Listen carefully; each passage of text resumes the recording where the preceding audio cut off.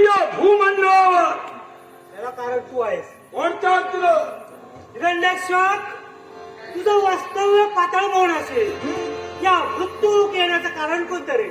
एकच असं कोणतं? तुम्हा साऱ्या देवताला मला अद्दल घडवायची आहे. होय ना? आणि म्हणून ही पृथ्वी मी हरण करतोय. माझा मार्ग सर. हिरण्याक्षर, तुला ज्ञात आहे हे पृथ्वी हरण करणं म्हणजे तेवढं साधी गोष्ट नाही आहे.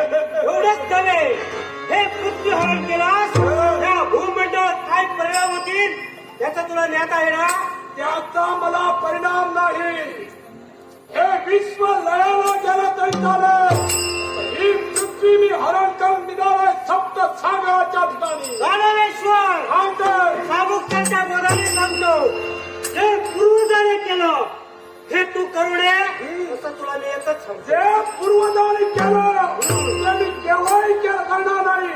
दुसऱ्यानं मलिन केलेला मार्ग मी केव्हाही चालत नाही. स्वतःचा मार्ग मी स्वतः निवडतो.